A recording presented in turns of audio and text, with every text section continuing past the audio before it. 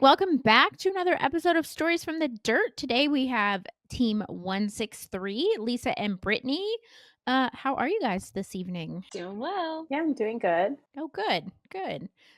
What is your team name? Ultimate Rebellion, is that right? Yes. Where did that come from? Tell me about that. Sorry, Lisa, do you want to talk? You want me to talk? You.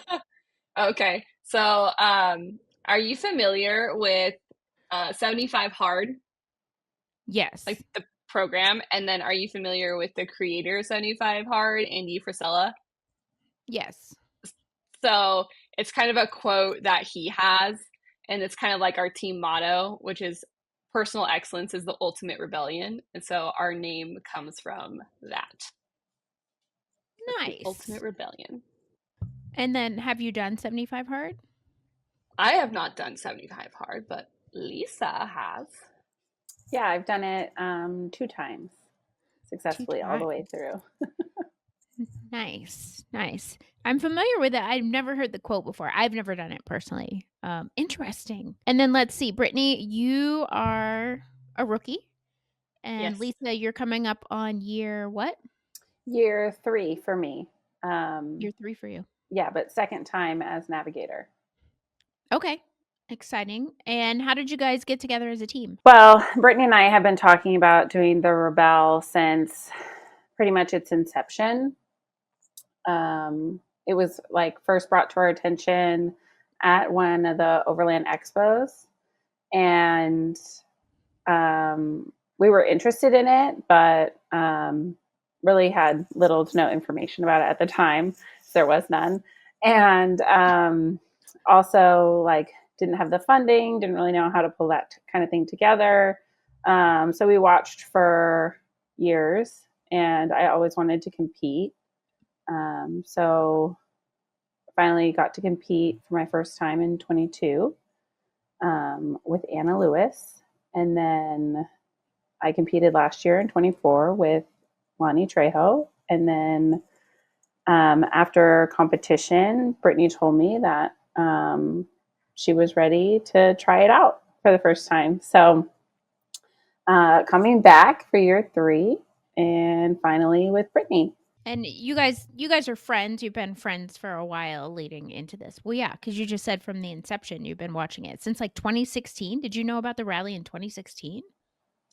Yeah. I'm pretty sure, yeah, we knew about it from the very beginning because I remember when it popped up and I was like, ooh, look at this cool thing. And then, yeah, I think it like timing wise just happened to like coincide with like we were hearing at Overland Expo because we used to go to all the expos and like people were like talking about it. And then, yeah. Wow. That's I find that amazing because I didn't know about it until maybe like 2018.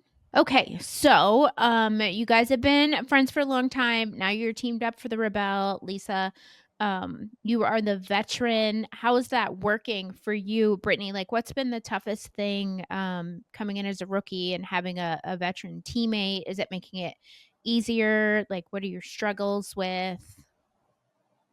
I wouldn't say I would know if it's easier or not because I don't know any different. Um, I think that's kind of like one of those things where for me, I'm always telling her to like tell me anything she knows because I don't know what I don't know.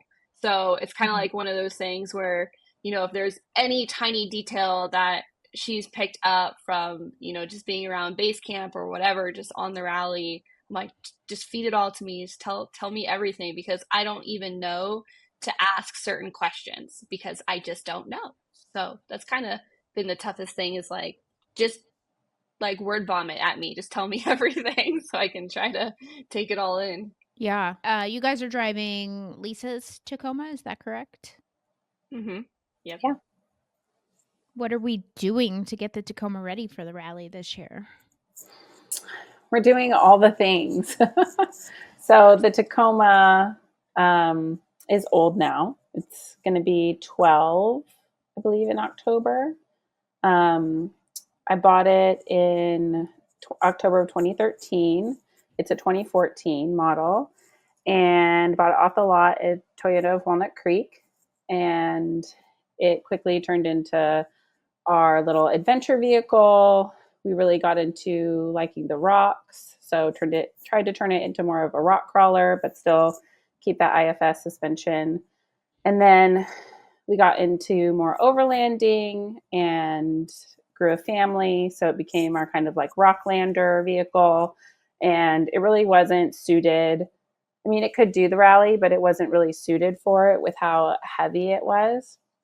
So this year we've been stripping it all down, get it really lightweight, taken a lot of the accessories off, swapping out some of the armor on it. Going to be Brittany is going to be making some of the lighter weight armor. We put fiberglass fenders and bedsides on it and took out the rear seats.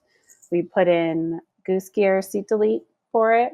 Give us a lot of extra room on the rally, also get rid of some weight. Yeah, we're going to put a supercharger in it. That's coming up next. Going to get that in quick so we can make sure that it's good to go. Put some miles on it and some training behind us. Wow. Is it going to be I mean, you're going to have to call it a 2025 after all of that work, I think, right? It's getting a whole revamp. So Brittany, Lisa mentioned you're making lightweight armor. You have a fab shop, is that correct? Yes, so my husband and I own Relentless Fabrication. Nick and Lisa have been running our armor for years and years and years. That's how we met originally, actually. And so, yeah, we're probably going to be keeping the kind of hybrid lightweight style on the front and then completely doing a custom rear bumper that'll be super lightweight and then more stuff for the bed of the truck too. Nice. What other products do you guys make? So we do armor for pretty much every generation Tacoma. So first, second, third, fourth now is our new lineup. And then we primarily focus on mid-size trucks. So we do a lot of like the Chevy Colorados, like the ZR2s, the Ford Rangers. I mean, we've done stuff for the Broncos, and then we also do a lot of stuff for the Jeep Gladiators. When you guys got together, and it sounds like you each have a fair amount of vehicles in your fleet, how did you decide upon this particular taco? That was definitely we did have a lot of choices. I think for me, what made me kind of like pick their Tacoma is that, well, one, mine didn't qualify, and two, I'm already really familiar with the Toyota Tacoma platform. We also have a second gen Tacoma at home personally, so I'm already really familiar with driving them around. And the modifications that are on their Tacoma, I'm already really familiar with as well. So I know that they have a really capable, reliable truck. And they're not afraid to get it scratched up or anything. So that's kind of nice to have a little bit of freedom there. Where I kind of get a little bit like, I don't want to scratch my truck up, you know? It kind of just made sense. And it was like, it's just a vehicle that I'm familiar with and comfortable driving. And I've seen it on the trail so many times. I know what it can do. How did you guys decide that, Lisa, you would be the navigator and Brittany, you would be the driver? Because Lisa, you've done both. And then coming in as a rookie, I'm imagining you could have done either, Brittany. Yeah, I would say that Lisa really loves the navigation side of it, which I totally respect. And since I've been learning it, I think it is actually really cool too. But as a driver, I'm just a really strong driver. I have a lot of experience. And so I think our skills would just kind of benefit the team. Like, I'm definitely a stronger driver and she's a stronger navigator. So it just kind of makes sense. Would you say that's true, Lisa? You lean towards navigation over driving? Yeah, I really enjoy it. I really like the analytical nature of it. I really enjoy driving as well. But I do know that Brittany is a more confident driver than I am. And she really knows how to handle the vehicle really well. And I completely trust her in that. So I had no qualms about her driving the Tacoma. She's going to do great. And she's been doing great in our practices. And yeah, I told her she can send it, she can scratch it. It's totally fine. It's been through a lot. It can handle it. But yeah, I think even since, we've heard about the rally for so long and talked about pairing up for a long time, it was always kind of like, who would be the one that had to navigate, and then I really ended up enjoying it last year for my first time really navigating. And it's so much easier to go with a veteran navigator than a rookie navigator. So that was also part of the equation. I would agree with that statement. And then you guys how have you been working together and practicing? Have you been getting a lot of practice in? And what has that been looking like for you guys? I mean, we do calls every week, and then we have gone on several like actual trainings together. Yeah, we've been trying to get out at least once a month for a practice session. We did go to the shortened Nina training in February, March in Glamis.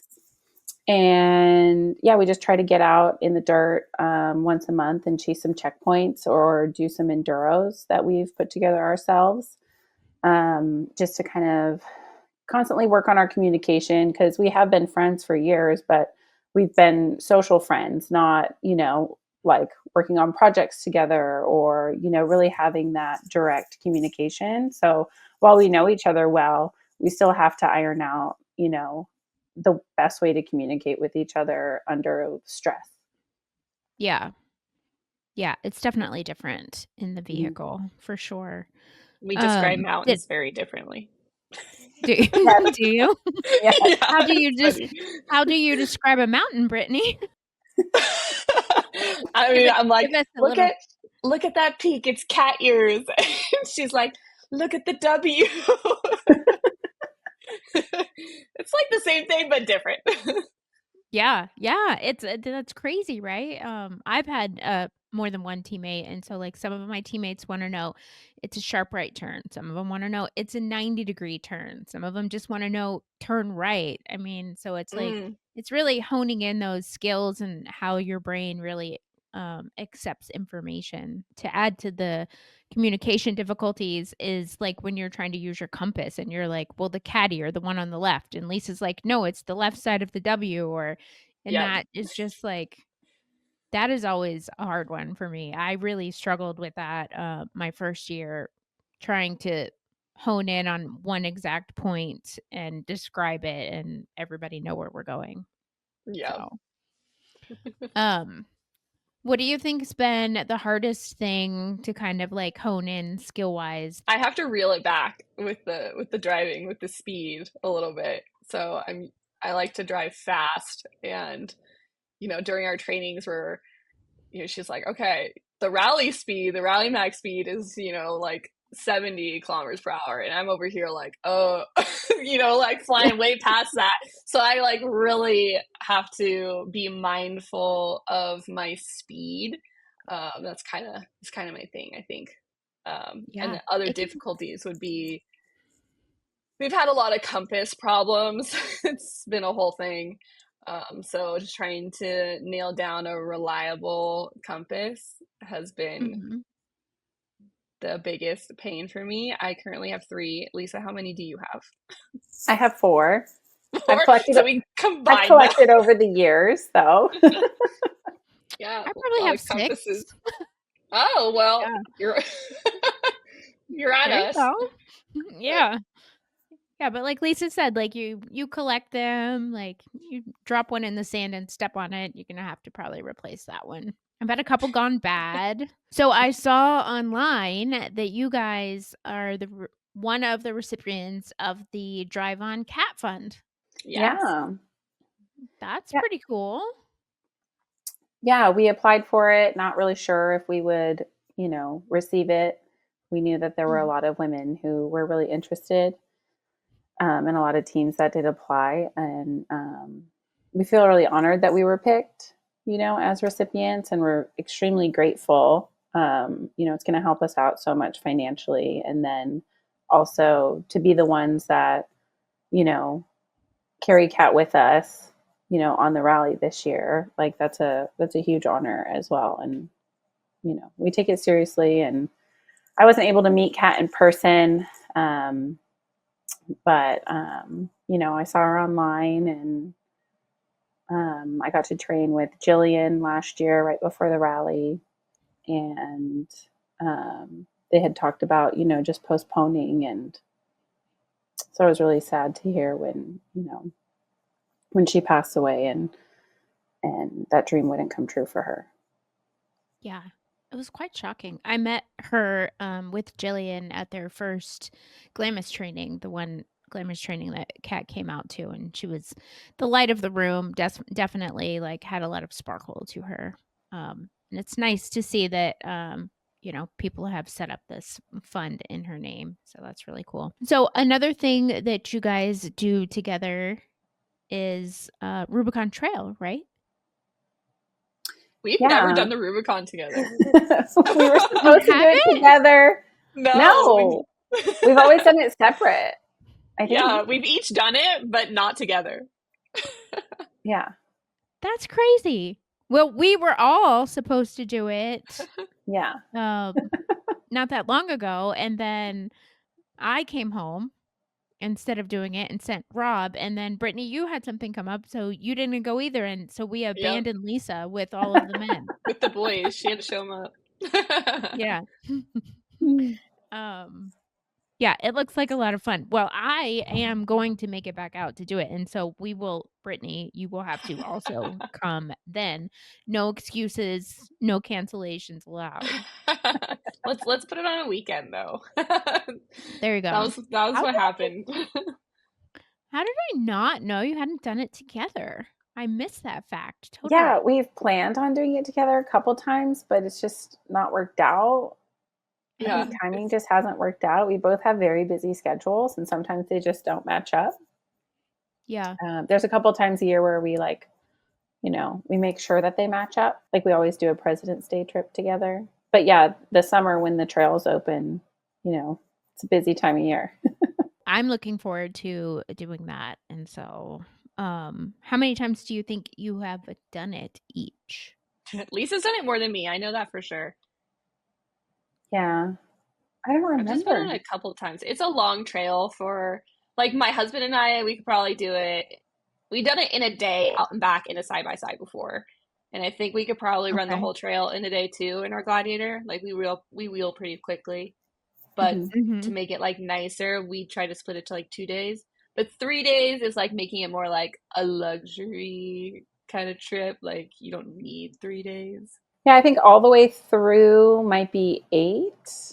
But then I've also just done like partway through, camped and gone back out. Okay. Yeah. I want to do the camping. Yeah. Rob really wants to do the lakes again and spend some time enjoying that. I will sit on the shore and watch from afar. Okay.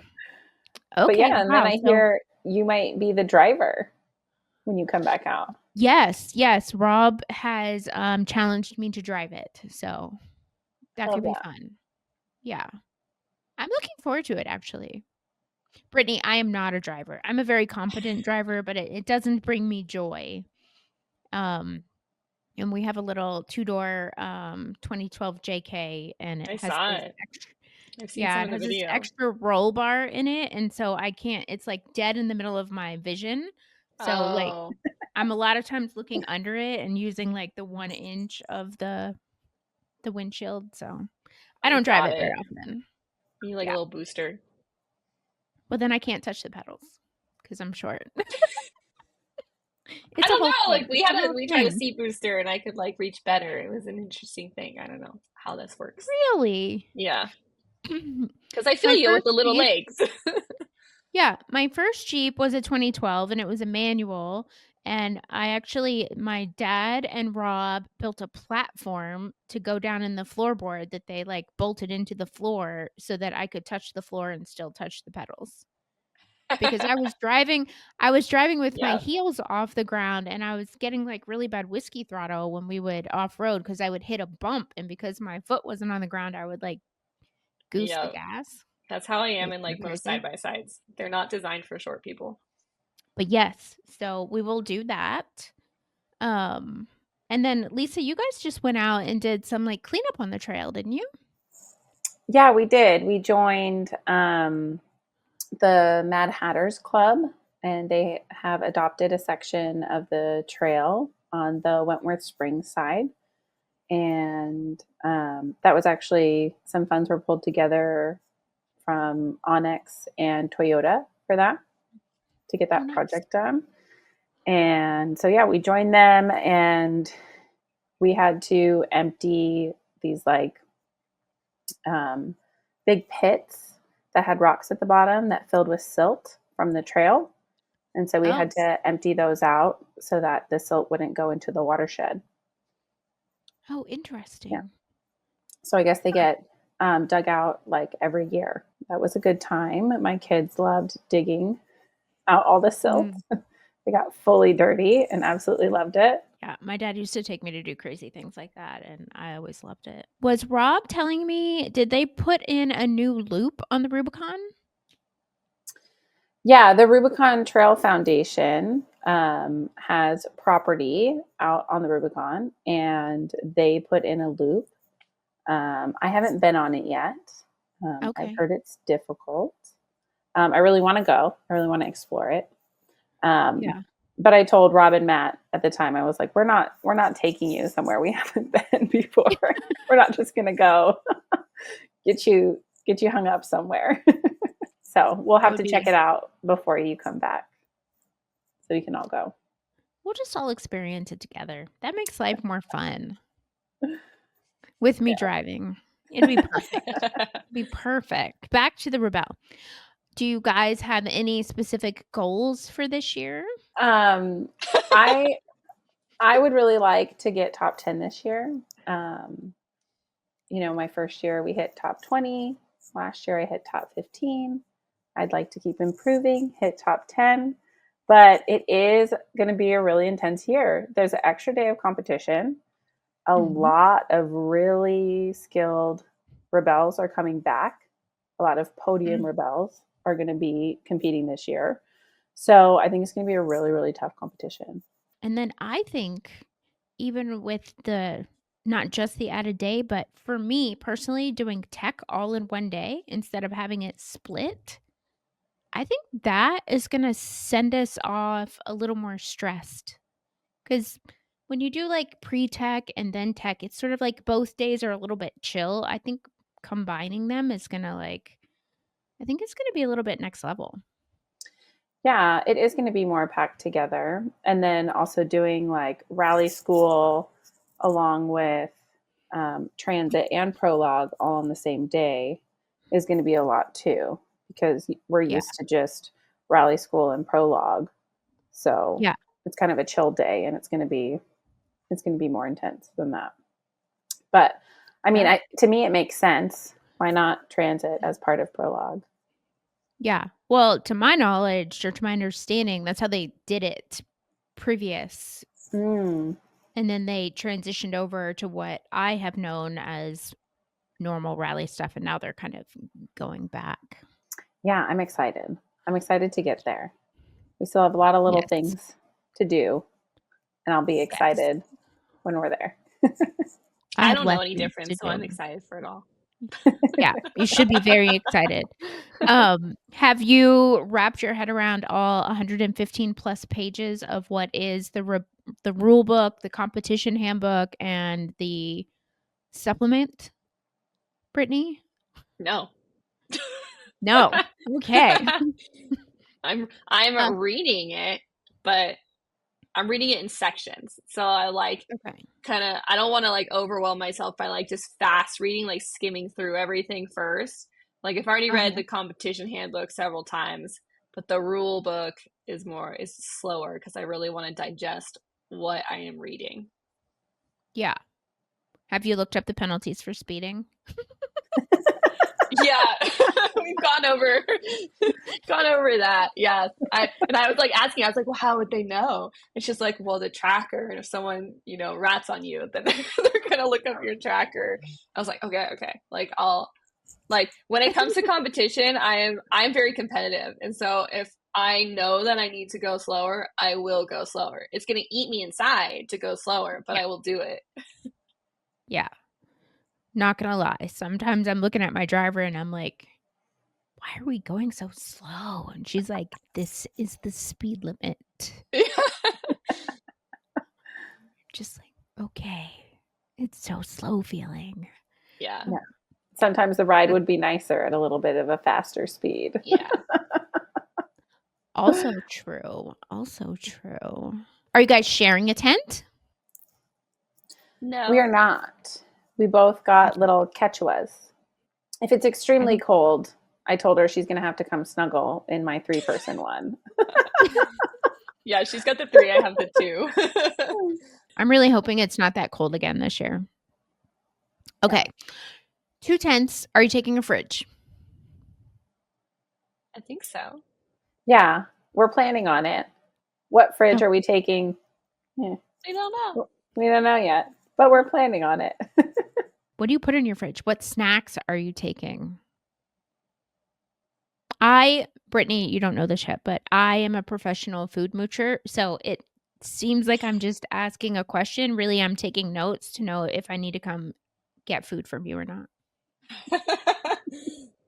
Lisa's the one that has her snacks all really nicely organized and she knows like exactly what she wants. Whereas like I'm still trying to figure out what kind of snacks I want to bring. So I keep kind of changing it on our trainings because I'm like, I don't know. Plus, like, your cravings change. So it's like you need food that keeps you feeling full, but I don't know. It'll be a surprise for me also. I'll know the week before. What foods have you tried out? Dried fruit, granola bars, trail mix, beef jerky, like meat sticks. I like crunchy things, so like some sort of chip to like munch on. Okay, I'm crossing you off my list. No fun. That. I will have most of those foods myself. Someone like posted on there was like a Facebook post about like what snacks are you bringing, and they're like, oh, something to suck on because when you talk so much between the team, like you just need something for your throat. And they were all like Jolly Ranchers, and so now I think I for sure will have Jolly Ranchers because I love them, and I felt like that was a really good idea because my voice does get hoarse if I talk too much too. So I was like, oh, Jolly Ranchers. This is true. I take honey like cough drops because they dissolve faster than a Jolly Rancher, but they're not as good. It's smaller. That is a matter of opinion. My opinion. Mine is right.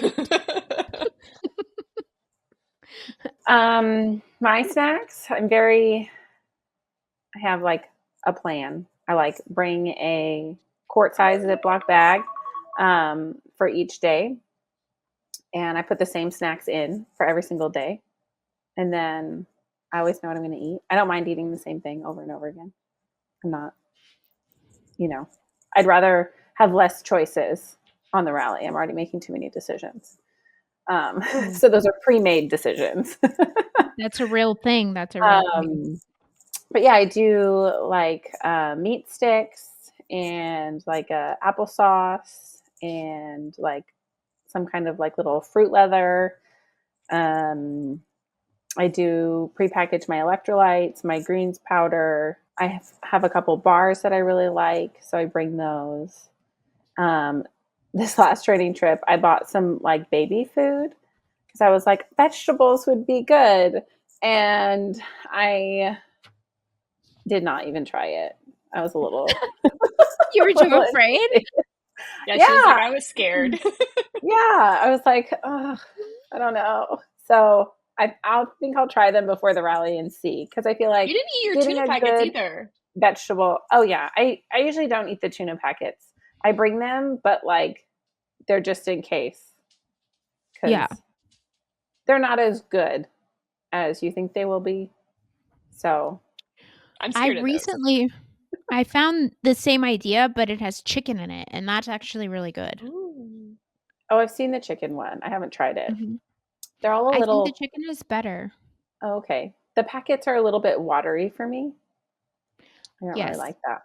And there's nowhere to squeeze them out in the car, like when you're, driving. So my favorite, I can't find my questions. My favorite is the The ones where they're made into like tuna salad or chicken salad and they come with the crackers. Mm-hmm. But I'm not eating that on the rally in the middle of the day. That's just not Yeah, happening. I like those, but it's a whole setup. I tried smoked salmon on one of our trainings, and I made myself like an adult Lunchable with smoked salmon and crackers and everything. And like, while it was really delicious, it was definitely a pain to eat. So it's like, I would need to refine that some way to be able to bring that. Yeah. So one of my favorite rally snacks, and I know everybody's tired of this story, is the carrots and celery sticks that they give you, because I don't know if you like celery, but when you eat it, like it makes a crunchy noise. Well, when you're wearing a helmet and you eat celery, it's the most entertaining thing in the world for me. I feel It like makes this is like the biggest gaslighting because I've never seen them ever. Yeah. No, I've never gotten carrots and celery. So I feel like Do you They do just the sold it's snack not them. picking? possible. Do you do Last the year I did snack not picking? do the snack picking. In 22 I Okay. snack picked, but I didn't see anything refrigerated. No. They were just in trays. They weren't really refrigerated. I don't think. Mm-mm, I mean, mm-mm. every year I have, and I'm afraid to say this out loud online because I might be told that's too many, but I get like 3 a day, 3 of the little sandwich baggies a day, and they live in my door, and that's like my favorite snack. The carrots and the celery sticks. That's why I never saw them. You took them all. Probably. My drivers all knew it was my favorite snack, and they would stock me up good. Yeah, I don't think I ever had them. We'll have to go on a hunt for them. Yeah, you have to look. Yeah, because then I Interesting. don't need my baby food veggies. No. Mm-mm. And they do give us veggies at dinner most days, so Yeah, yeah. yeah. I don't think we've ever had no veggies at dinner. Well, because No, they always have the salad. mhm, Mhm. there's always salad. Yeah. Well, I'm still on the hunt for, somebody bringing junk food that wants to trade carrots for junk food. I haven't found that yet. Everybody's, like, moved over to healthy food this year. I don't know what's happening. No. If you saw that Facebook post, it was like, I was telling Lisa, I was like, look at all the candy everyone's bringing.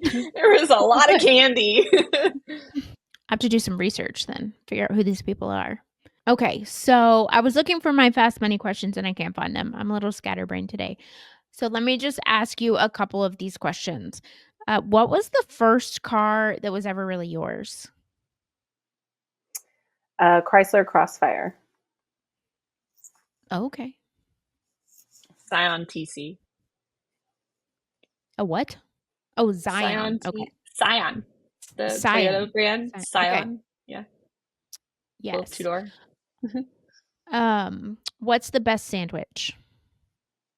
A Reuben. Oh. An egg salad. Egg. Oh, that's the first time we've had that one. I've been telling Lisa I can't wait to drive her Tacoma because it sounds like a beast. So I'll let you guys in. I am gonna start. Oh, I found some. I am gonna start a segment called "Can I Drive Your Car?" and Lisa's car is on that list. So your After your Tacoma, supercharger, right? uh, yeah. After the rally, post rally, when it's now a 2025, I'll be asking to drive it. And yours as well if I am ever in the same location as it. Um, okay, oceans or lakes? Lakes. Lakes. No Are answer, you? Brittany. Oh, lakes. We said I it at think the we said same it at the time. same time. Oh, I only heard Lisa. Sorry. Okay, so we just got your first vehicle. What's the favorite vehicle you've ever owned? I really miss my Lexus GX 470. I loved that one. Had a tape deck. Highlight. What's your day job in 3 words? Off-road fabricator. I'm a stay home mom. You're like, no at. What's living rent-free on your playlist right now? I've been really into Tones and I recently. I'll have to look that up. Is that country? No. Okay. I'll look that up. I don't know mine because I just listen to a Spotify playlist and I just like hit their random playlist and it just plays a bunch of music that I love and it just finds the perfect stuff for me and I don't pay attention to what it's called. I just listen. I can understand that. I'm not usually a big music person, but I found this. They're DJs and it's called Twin Sick, and like that's all I can play over and over and over and over again. Yeah, they're good. I've seen some of their stuff or heard. Yeah. I see them online and then, Yeah. What is burning inside of you guys that we need to know about your rally journey this year? You can help support us with our GoFundMe. There you go. You have a GoFundMe? Yes. And most of Okay. it goes towards fuel.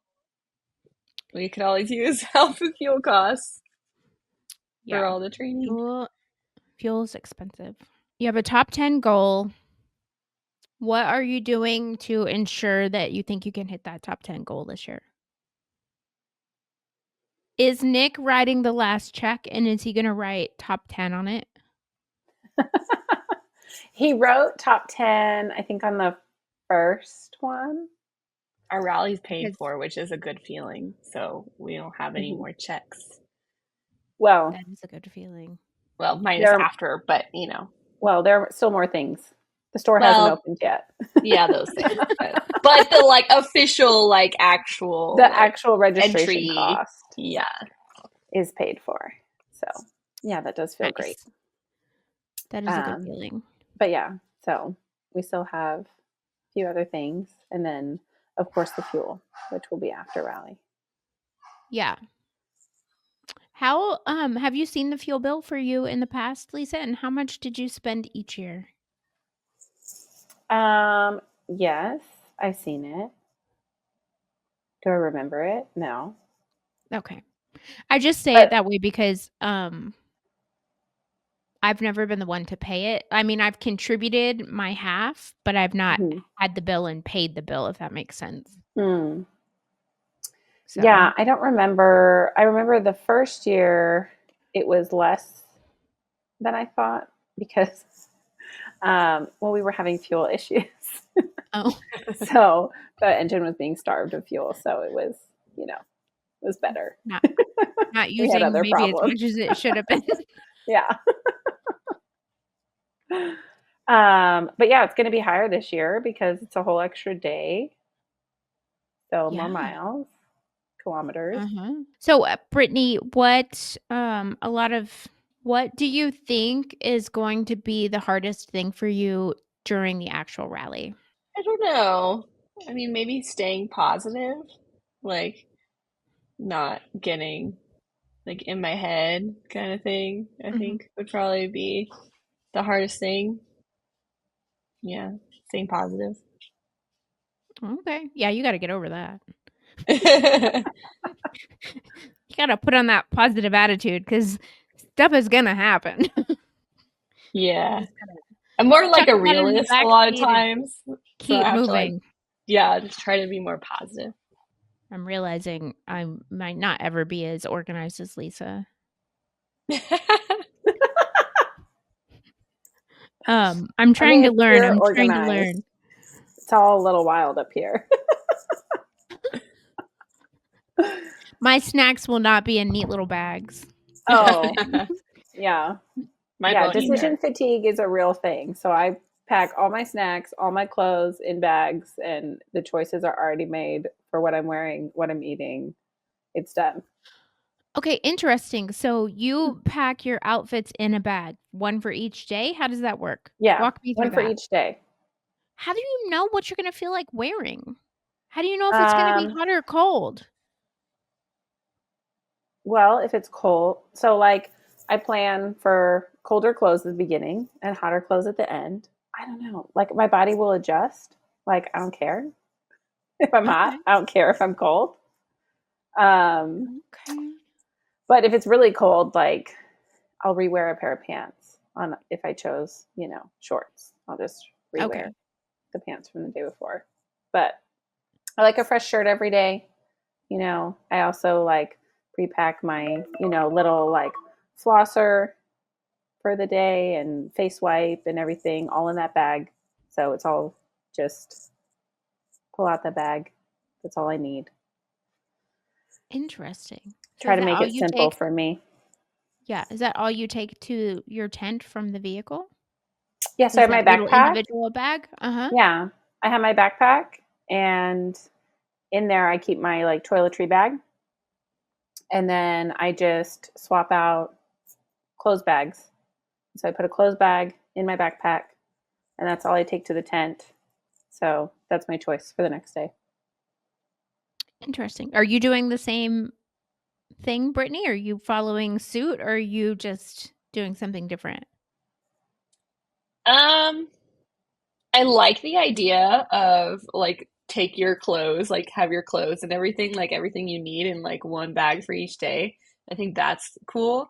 I've been telling Lisa I've been looking for like all these different packing cubes. So I've been trying out different ones because REI's got really expensive packing cubes, and then Amazon's got some really cheap ones, but they're cheap for a reason. So I've been having this like back and forth between my packing cubes to see what I want to do.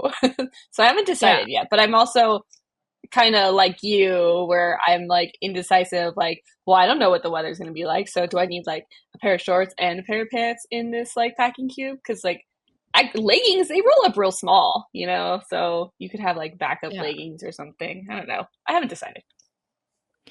This is what happened to me. Excuse me. Last year, I tried this. I tried an outfit for every day, but then I was like, ooh, but what if like there's more cold days than I expected? So then I packed extra pants, like emergency pants, and then I packed emergency shorts. And then by the end of it, I didn't know where any of my stuff was because I was stealing stuff out of different bags. It didn't work for me. I think if you like incorporated like packing cubes for each thing, then maybe it would work out better. Unless you did that and it just became chaos. But well, I used like Ziploc bags, like gallon size bags. Oh. Well, then you could see. I know, but it's still like I was just terrified. I would wake up in the morning and not have the outfit that I wanted to wear. It's like I just want to be comfortable and not too hot. Yeah, and I wore the same pair of pants for like 3 days in a row because I don't know, I get into this mindset of, well, it worked yesterday and it was really comfortable. So I hate to have on like uncomfortable clothes, and I think I was just terrified to wear something that was going to be uncomfortable. That's funny. Yeah, I really like the bags too, because then you put your like clothes from the day before in the bag, now the empty bag, and so then it doesn't stink up the rest of your bag. Sealed and away. You're not bringing extra bags because you're using your other bag. Yeah, it's not a waste. Pretty nice. Yeah. And did you put it in like one giant duffel bag? Your bag? Okay. Mm-hmm. So I have like, I try to be really organized. So I have like my clothes and then my snack, and then clothes and snack. It's like every day. It's like, this is for this day. You pull both. This is for the next day. You pull both. Okay. And then are they Ziploc bags? Are they packing cubes? They're those plastic bags that like you can roll all the air out of. Okay. So you can really fit a lot. Do you roll the air out of them? Of course you do. Yes. I do. Yeah. I knew the answer. Stuff. Yeah. Okay. All right. So the bags that you can roll the air out of, I don't know if I'm brave enough to try it again this year. I'm trying compression cubes so I could try to fit more. Yeah. Very interesting. What other organization things can we learn from you, Lisa? Speak to me. Speak to me. Very interesting. Oh, I keep all my stuff that I need either in the glove box. All my snacks are in the glove box. My snacks, all my nav stuff, or on the visor. I have a visor organizer. So everything's there. Everything has a home. And hopefully I don't lose any rulers because everything goes back to its home. Yeah. I definitely do that. Yeah. I bring extras. Oh, well, yeah. And you have to stash them in different locations just in case. Mm-hmm. Yeah. Yeah, I try to keep like a whole set that stays in my backpack for plotting in the morning, and then a whole set that lives in the car, and then a backup set tucked away in like my big bag. Yeah. And then there's a car plotter, and then there's a tent plotter. Yes. There's a sand compass and a compass that you never use in the sand. Mine's a little gritty. Right? I was like, okay, Lisa, you got the sand My one. Sunto's a little gritty. I mean, that does happen. That does happen. My rookie year, I had my plotter, and I had to get out of the car to do something, and we were in the sand dunes, and I opened my door, and I go to move all my stuff, and my plotter fell face down in the sand, and I didn't notice it, and then I got out, and I stepped on it. Like, yeah. Did it break? Ground it. No, but it has never been clear again. Mm. And then sand got up under the twisty thing, and now it has like distinct rings from when it just ground the sand around. You learn. You live, you learn. Yeah. I bought a brand new plotter that I haven't used yet. I'm saving it for the rally because it's so beautiful and new and not all, hard to see through. I made a whole new list. I have a whole like fresh tools coming. So I'm very excited about that. Lisa, when you decided, or when Brittany finally said yes, did you have any pause about going with a rookie, or what were you thinking? No? No. Well, when I got done with the Rebelle, I had no plans to compete again. That's how I always feel after. I'm like, no, I'm done. And then it's like, that was it. And then Brittany told me she was interested, and I was like, oh, I would do it with her immediately. I was like, wait, I'm going to go back for her. I'm going to go back to do it with her. So, fun. Yeah, there was no hesitation about her being a rookie.